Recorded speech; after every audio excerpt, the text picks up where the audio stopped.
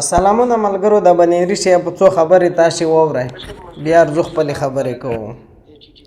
اول د بنيري صاحب خبرې تاسې واورئ چې بنيري صاحب څه وایي. د هغو یو شمېر پوستې تباه کړې چې یو پکې شمشاد نومي پوسته هم ده یاده کړې ده. ورسره دا دعوه هم کړې ده چې د طالبانو یو مهم کمانډر چې دی هغه وژل شوی دی. هم نن د پاکستان د بهرنیو چارو سکرټري امنه بلوچ په اسلام آباد کې میشتو بهرنیو سفارتکارانو ته بریفینګ ورکړی دی او په دې کې هغې دعوه کړې ده چې د افغانستان لخوا نه په تېرو څو ورځو کې مسلسل په پاکستاني پوستو باندې حملې روانې دي او دا حملې ناجایزه دي، انپرووک دي یا پارونکي دي. هم نن د پاکستان د دفاع وزیر خواجه آصف د یوې پوښتنې په جواب کې د پاکستان یو شخصي ټلویزیون ته وویل چې طالبانو لخوا چې کوم ګواښ شوی دی د هغې ګواښ د دې په انتظار دي یا دړکې ته په انتظار دي. د هغې وروستو چې د یو وار خپل کاروایي وکړي بیا به ګورو چې خبرې اترې وشي. پاکستان په تېرو څو ورځو کې مسلسل دا دعوې کوي چې د طالبانو لخوا افغانستان کې واکمن طالبانو لخوا د هغو په چیک پوسټو باندې بېساري او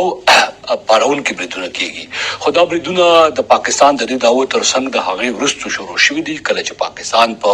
افغانستان سرښار کابل کې هوایي برید وکړ او د دې علاوه په یو شمېر نورو سیمو کې بریدونه وکړل. د هغې وروستو د افغانستان د دفاع وزارت وویل چې د پاکستان نږدې په 8 مختلفو سیمو کې د پاکستاني امنیتي یا د پولي چې کوم ساتونکي دي د هغې په چیک پوسټو باندې په بریدونو کې نږدې 58 پاکستاني عسکر ووژل. د هغو په 10 پوسټو یې قبضه وکړه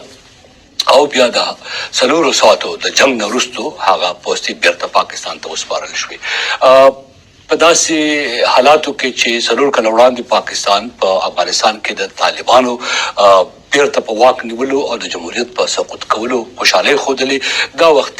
په سیمه کې یو ډېر غټ جنجال لیدل کېږي. د طالبانو او پاکستان ترمنځ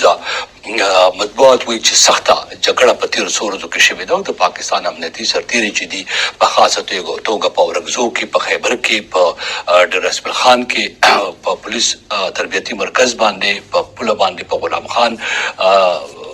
چې کوم د تجارت لپاره لاره ده په دې باندې یو شمېر حملې شوي دي. د دې ترڅنګ تر ټولو غټ چې کوم مشکل دی دا وختي په سیمه کې هغه نن چې کوم مطبوعات زه ګورم د هغې تر مخه په خیبر او چمن باندې چې تګ راتګ لارې دي هغه بندې کړې شوي دي او د دواړو طرفونو نه تلونکي تجارتي ګاډي چې کوم دي مالونه جوړي هغو نړیوالو رسنیو ته ویلي دي چې که په 2 ورځو کې لارې خلاصې نه شوې د هغو په ګاډو کې د ټنونو په شمېر کې چې کوم سامانونه دي په خاصه توګه تازه میوې هغه به بربادي او خراب شي. د پاکستان او افغان طالبانو ترمنځ په تازه جنجال باندې په نړیوال ډګر هم فکرمندي ښودل شوې ده. په دې کې قطر او سعودي عرب د منځګړیتوب خبرې سره د امریکې صدر ښاغلي ډانلډ ټرمپ ویلي دي چې هغه دې موضوع نه خبر دی او هغه به کوشش کوي چې دواړو هیوادونو ترمنځ چې پکې افغانستان کې واکمن طالبان دي او پاکستان دی د خبرو اترو کوشش وکړي. تر اوسه پورې داسې د خبرو اترو کړۍ نه لیدل کېږي او د دواړو خواوو ته تاوتریخوالی چې دی هغه موجود دی. په کوربه کې د تازه پیښو په هکله پاکستاني مطبوعات وایي چې کومه حمله شوې وه هغه په شا تمبالو شوې ده خو ما چې نن لږه شېبه مخکې په دغه سیمه کې د خلکو سره خبرې وکړې نو هغه وایي چې اوس هم جګړه لا روانه ده.